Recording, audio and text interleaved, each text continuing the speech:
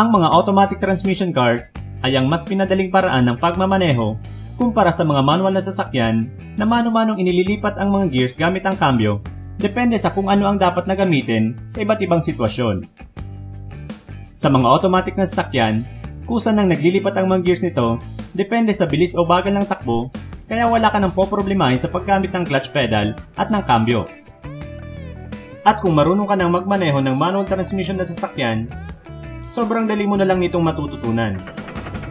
Ito ang Pinoy Car Guy para ituro ang mga basic na kailangan mong malaman sa pagmamaneho ng isang automatic na sasakyan, pati na ang mga pangunahing bahagi na ginagamit sa loob nito at kung kailan at para saan ito ginagamit.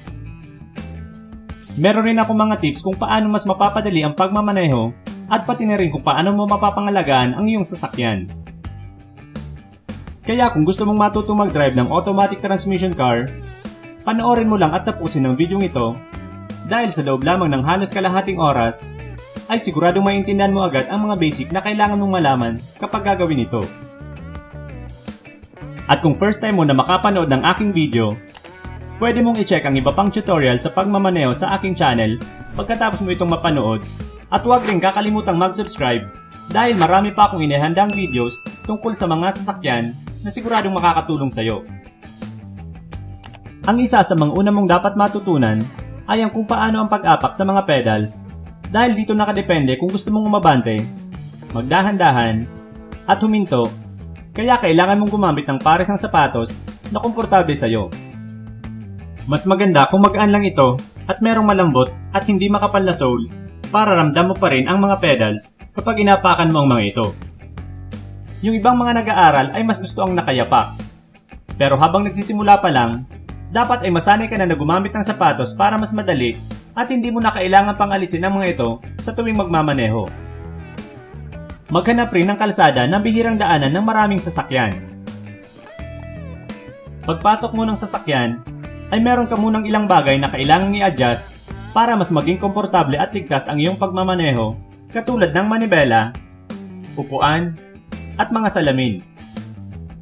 Importante na ito muna ang una mong gawin pag upo mo pa lang para mas makita mo ang paligid ng sasakyan, magamit mo ng maayos ang mga kontrol sa pagmamaneho, at hindi mangalay o sasakit ang ilang bahagi ng iyong katawan, lalo na kapag matagal ka nang nagmamaneho.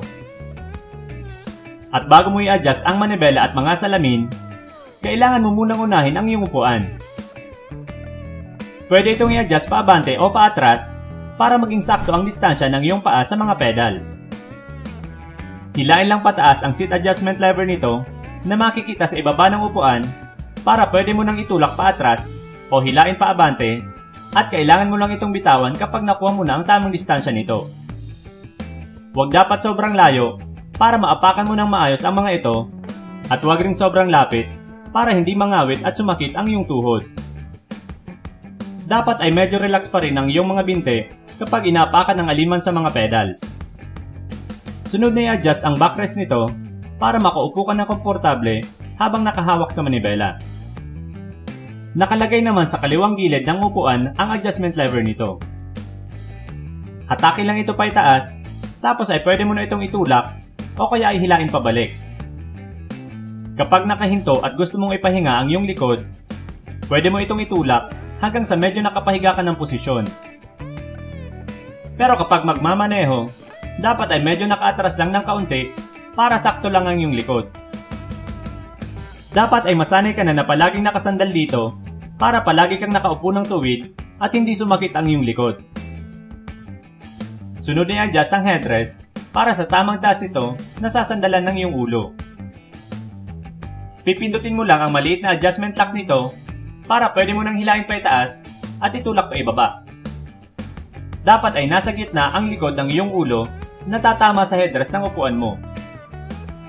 At lingid sa kaalaman ng marami, nakakatulong rin ito sa iyong kaligtasan lalo na sa isang aksidente dahil kapag biglang bumukas ang airbag mula sa manibela, ay masasalo nito ang iyong ulo sa likod para hindi ka magtamo ng malaking pinsala sa leeg at batok.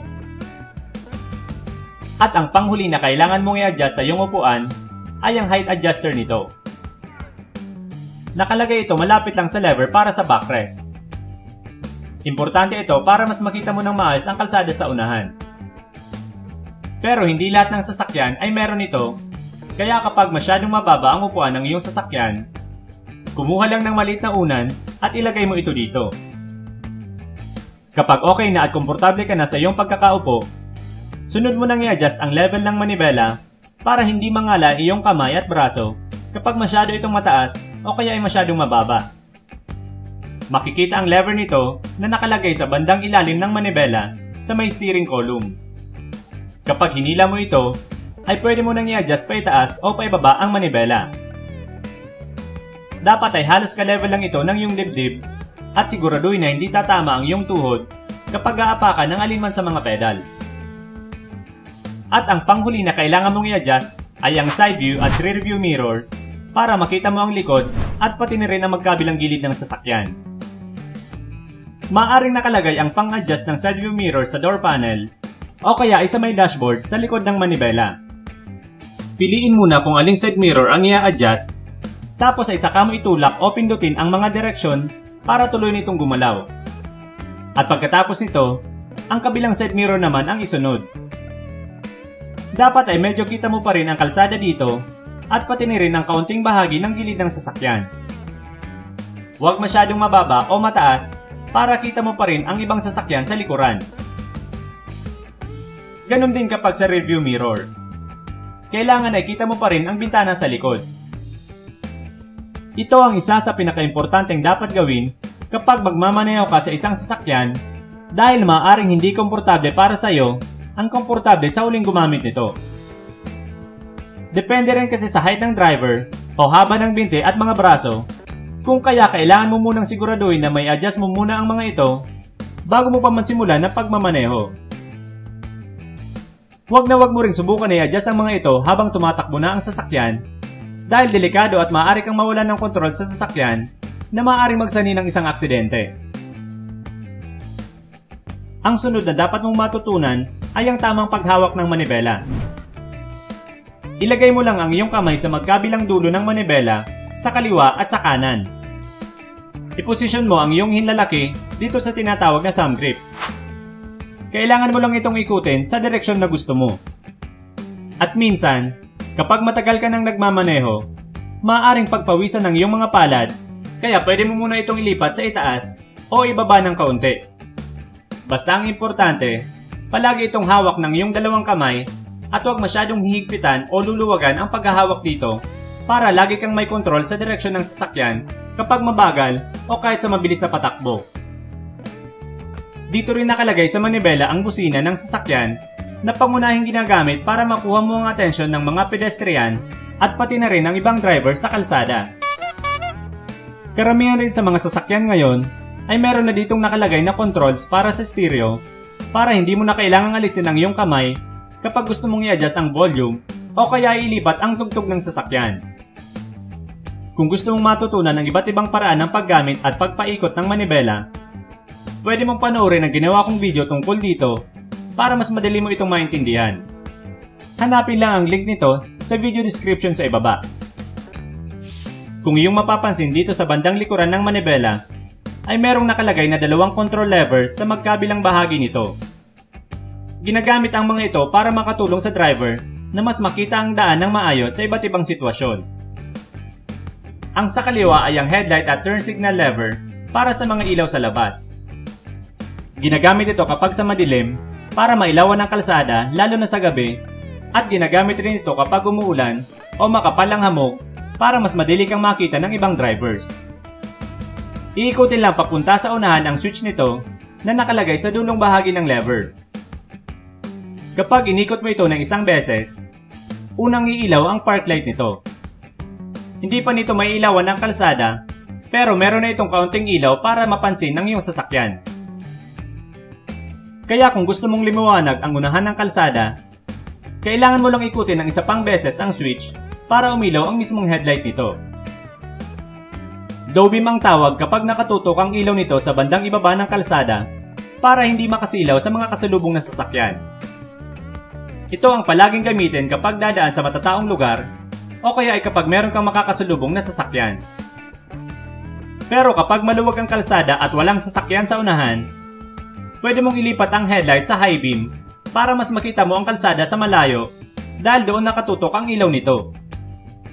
Kailangan mo lang itulak ang lever papunta sa unahan at hilain naman kapag kailangan mong ibalik sa low beam ang iyong headlights.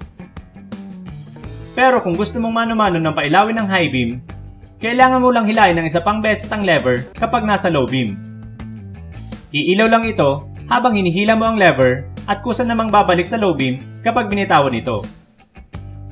Madalas itong ginagamit kapag nag-overtake lalo na sa gabi para mas madali kang mapansin ng mga sasakyan sa unahan. At kadalasan, ang paggamit ito ay hinihila ng 2 beses ng mabilisan. Pwede mo rin itong gawin kapag nasisilaw ka sa headlights ng nakakasalubong mong sasakyan. Isa itong paraan kung gusto mong sabihan ng makakasalubong na sasakyan na nakalimutan niyang ibaba ang kanyang headlights. At tuwing ginagamit ang high beam, meron itong symbol sa instrument cluster na iilaw, kaya pwede mo itong tingnan para makasiguro. Kapag gusto mo namang lumiko sa kaliwa o sa kanan, ay kailangan mo munang gamitin ang turn signal indicator lights ng at least 5 segundo bago ka tuluyang lumiko o kaya itabi ang sasakyan. Kung ang sa high beam at low beam ay tulak pa abante at paatras, ang paggamit naman ng turn signal indicator lights ay itutulak mo pa itaas kung liliko ka sa kanan at itutulak mo naman pa ibaba kapag liliko ka sa kaliwa. Huwag na huwag itong kakalimutang gamitin dahil magsisilbo itong isang warning sa ibang sasakyan sa susunod mong gagawin at para mapaghandaan nila ito at hindi magdulot ng isang aksidente. Kaya kapag nakita mo na umiilaw ang turn signal indicator lights ng sasakyan sa unahan, magdahan-dahan sa pagpatakbo at huwag pupunta sa direksyon ng lilikuan niya. Maliban sa mga ito, meron pang ibang ilaw na nakalagay sa labas ng sasakyan. Ito ay ang hazard lights at fog lights. At katulad ng high beam, meron ring iilaw na symbol sa instrument cluster kapag ginagamit ang turn signal indicator lights at hazard lights na merong kasamang tunog para hindi mo makalimutan na i-off kapag hindi ginagamit para hindi magdulot ng pagkalito sa ibang drivers. Pero kapag halimbawa na ginagamit mo ang kaliwang signal light, kusang babalik sa original position ng lever at mamamatay ang ilaw nito sa oras na makaliko ka na at nakabig mo na ang manibela pabalik sa kanan. Kapag meron namang fog lights ang iyong sasakyan, pwede mo itong isabay na gamitin kapag nakabukas ang iyong headlights. Mas liliwanag ang ibabang unahan ng iyong sasakyan at mas madali ka ring makikita ng ibang drivers kahit sa malakas na ulan. Meron rin itong sariling switch para pwede mo pa rin itong i-off kapag ayaw mo itong gamitin. Ang hazard lights naman ang kailangan mong gamitin kapag gusto mong huminto ng panandalian sa tabi ng kalsada. Huwag itong gagamitin habang tumatakbo ang sasakyan dahil maaari itong magdulot ng pagkalito sa ibang drivers dahil pinapailaw nito ng sabay-sabay ang lahat ng indicator lights. Huwag rin itong gagamitin kapag sa makapal na hamog o malakas na ulan dahil maaari kang magdulot ng aksidente kapag liliko dahil walang magbabago sa ilaw nito kapag gagamitin mo ang turn signal indicator lights.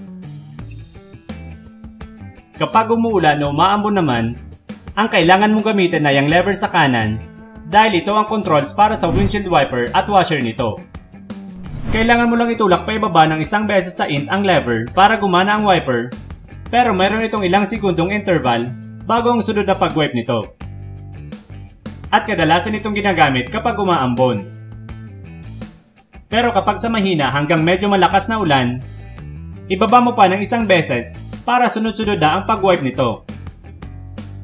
At kapag sa sobrang lakas ng ulan, ibaba mo pa ng 1 beses para mas mabilis ang pag-wipe at makita mo pa rin ang unahan ng sasakyan. Pwede ring mano-mano ang paggamit ng wiper. Kailangan mo lang itulak ang lever papunta sa itaas. At kapag gusto mo namang gamitin ang wiper sa bintana sa likod, iikutin mo lang ang switch nito sa dulong bahagi ng lever. Kung gusto mo namang gamitin ang windshield washer, hilahin mo lang ang lever pabalik at maglalabas ito ng washer fluid papunta sa windshield, kaya palaging i-check ang windshield washer reservoir nito kung meron pang laman at nakalagay ito sa engine bay o sa engine compartment. Ang malaking bahagi naman sa harapan ng front seats ay ang tinatawag na dashboard. Dito nakalagay ang mga mahalagang bahagi ng sasakyan na pangunahing ginagamit sa pagmamaneho, katulad ng manibela. Dito rin nakalagay ang iba pang controls katulad ng sa aircon at stereo. Merong ilang bahagi ang sa aircon para mas matimpla mo ng tama ang temperature na gusto mo sa loob ng sasakyan. Una ay ang aircon switch. Kailangan mo munang buksan ang blower speed selector para gumana ito. Meron itong ilang levels para sa iba't ibang lakas ng buga ng hangin. Pero tandaan na kahit nakasagad na ang blower speed selector, hindi lalamig ang sasakyan kapag naka-off ang aircon switch. Pero kapag sakaling naka-on na ang switch at nakasagad na ang blower selector pero hindi pa rin lumalamig ang sasakyan, ang sunod mo nang kailangan tingnan ay ang temperature adjuster dahil baka hindi sapat ang level nito para sa mas malamig na hangin. Pero kung halimbawa naman na malamig na ang lumalabas pero hindi pa rin tuluyang lumalamig ang loob ng sasakyan, tingnan mo kung nakalagay sa fresh air mode o sa recirculated air mode. Kapag nasa fresh air mode, ay meron pa ring papasok na hangin mula sa labas kaya hindi ito lalamig agad-agad. Maliban sa hangin, kasama rin na papasok sa loob ang amoy sa labas ng sasakyan kaya minsan ay nangangamoy usok o kanal kapag meron kang nadaanan na ganito. Kapag gusto mo na lumamig agad ang loob ng sasakyan, gamitin mo lang ang recirculated air mode para wala nang papasok at lalabas na hangin sa loob nito. Sa harapang bahagi naman ng passenger seat ang glove compartment ng dashboard.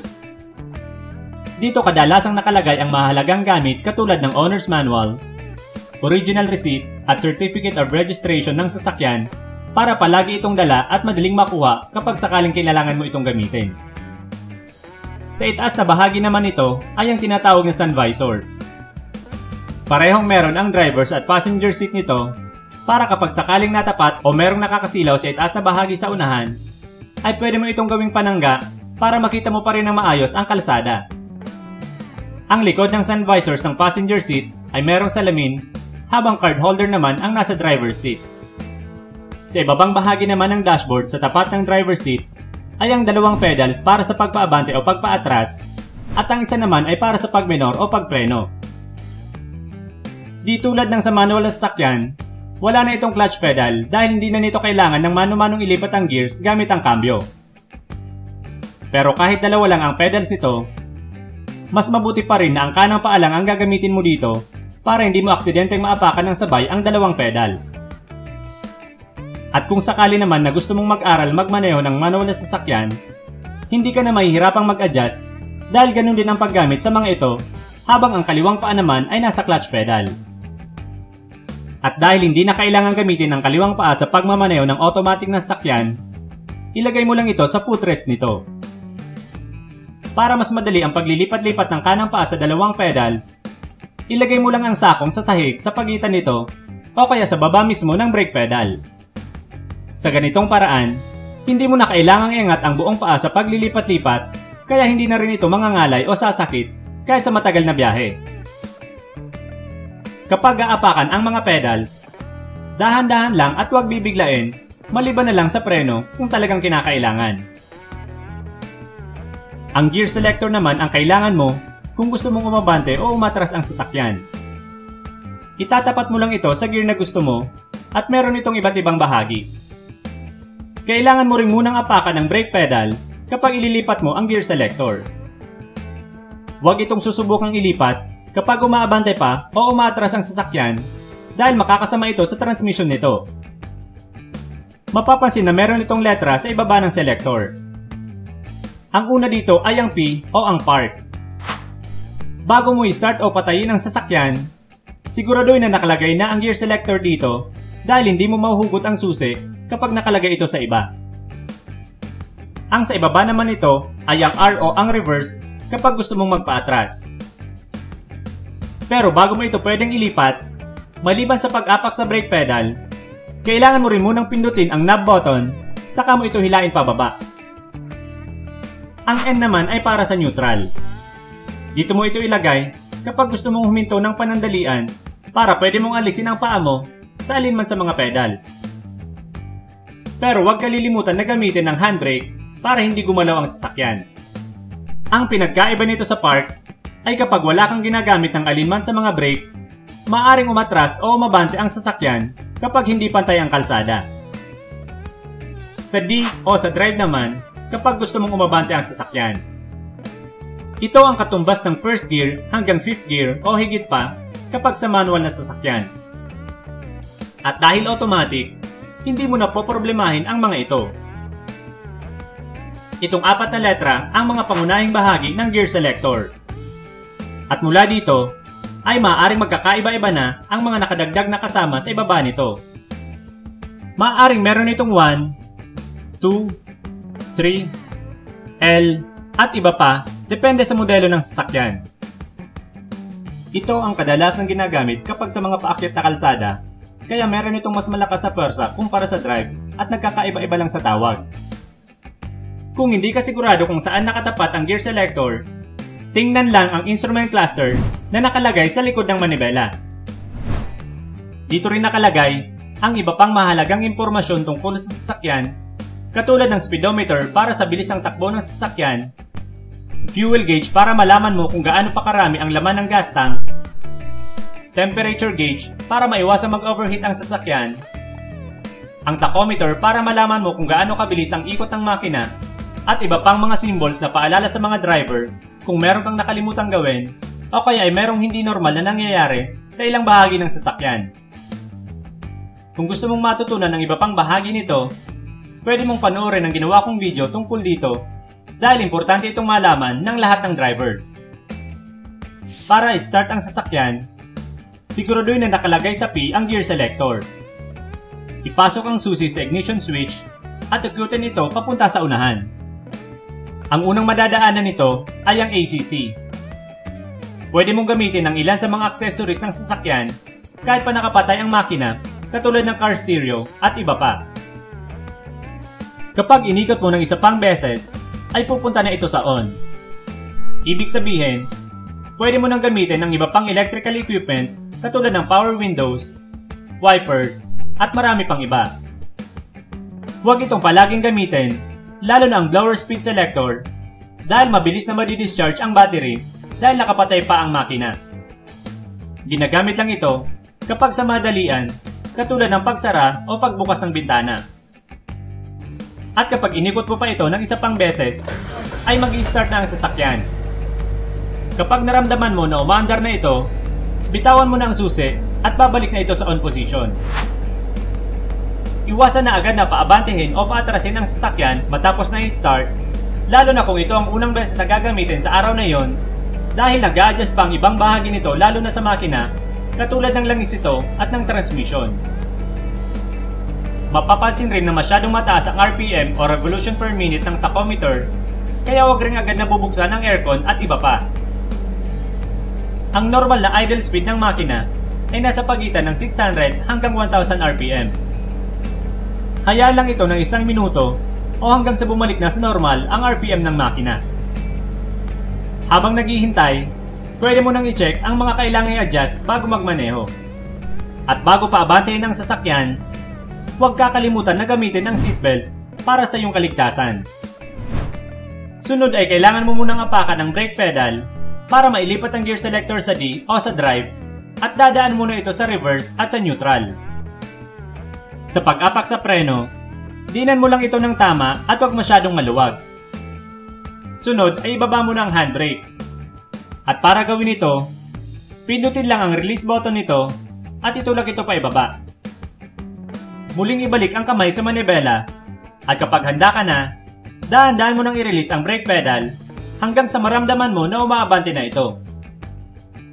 At kapag umaabante na, dahan-dahan mo na muling apakan ito para huminto.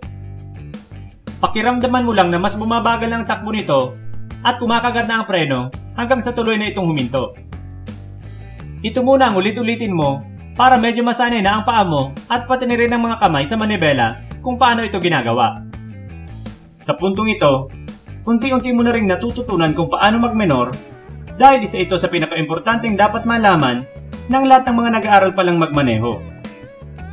Huwag rin masyadong galawin ang manibela lalo kung sa straight mo naman na kalsada ito ginagawa. Pero pwede mo na rin isabay na aralin ang pagliko habang mabagal pa ang takbo ng sasakyan. Sa pagliko naman, hindi mo kailangan na bilisan o ikutin ng sagad ang manibela. Pakiramdaman mo lang kung sakto na ang bilis ng takbo ng sasakyan para masabayan mo ito at mailiko mo ito ng tama. Huwag mo lang munang alisin ang paa sa tapat ng preno para nakaalalay lang at maapakan mo agad ito kung kinakailangan. Ulit-ulitin mo rin lang ito hanggang sa maging komportable ka na sa pagliko habang umaandar ang sasakyan. Magminor at magdahan-dahan kapag malapit ka ng lumiko at huwag kakalimutan na gamitin ang turn signal indicator light at siguraduhin na wala ng kasalubong o dadaan na sasakyan sa direksyon na pupuntahan mo. Hintayin munang makadaan ang ibang sasakyan kung meron bago ka tuluyang lumiko. Gamitin rin ang signal light kapag itatabi ang sasakyan at kapag nakahinto na, gamitin naman ang hazard lights para mapansin agad ng ibang drivers. At bago mabante, gamitin uli ang signal light at tingnan muna ang side mirror para masiguro na wala ng sasakyan na paparating mula sa likod at pwede ka nang umabante papunta sa gitnang lane. At kapag sa tingin mo ay wala ng problema sa iyo ang pagpaabante, pagpreno, at pagliko, subukan mo nang ilipat ang kanang paa sa gas pedal. Laging tatandaan na hindi mo kailangang iangat ang buong paa, kaya dapat ay palagi lang nakasandal ang sakong sa sahig nang hindi na nililipat ang pwesto nito. At kapag nakapatong na ang iyong paa sa gas pedal, daan-daan mo itong diinan hanggang sa maramdaman mo na bumibilis ang takbo ng sasakyan. Pero bago mo tuluyang bilisan pa ang takbo, muli mo ibalik ang paa sa brake pedal at hinto ang sasakyan at ito naman ang ulit-ulitin mo hanggang sa masanay ka na sa paglilipat-lipat sa dalawang pedals. Habang tumatagal at inuulit-ulit mo ito, mapapansin mo na mas bibilis na ang patakbo mo ng sasakyan pero wag mo nang masyadong magmadali. Meron ka pang kailangang matutunan maliban sa mga ito at unti-unti mo na lang itong makukuha kapag palagi ka nang nagmamaneho. Sa pagpaatras naman, kailangan mo lang ilagay ang gear selector sa reverse nang pareho lang din ang paraan sa pagpaabante. Dapat ay nakaapak pa rin sa preno kapag gagawin ito at ibaba mo ng handbrake bago i-release ang brake pedal. Lagi ring tatandaan na kung saang direksyon mo gustong pumunta ng paatras, ganong direksyon din ang kailangan mong ikot ng manibela. At syempre, huwag pa rin kakalimutan gamitin ang turn signal indicator lights. Halimbawa kung gusto mong umatras papunta sa kaliwa, kaliwa rin ang kailangan pag-ikot mo nito at papunta naman sa kanan kapag gusto mong pumunta sa kabila. Kung gusto mo itong matutunan, panoorin mo lang ginawa kong video tungkol sa pag-reverse. Meron rin akong video tungkol sa tamang pagliko sa iba't ibang sitwasyon, pagpaikot ng sasakyan o U-turn, at kung paano gawin ang 3-point turn o pagmaniobra. Kung gusto mo rin ng mas detalyadong video tungkol sa iba't ibang bahagi ng sasakyan, hanapin lang ito sa akin channel.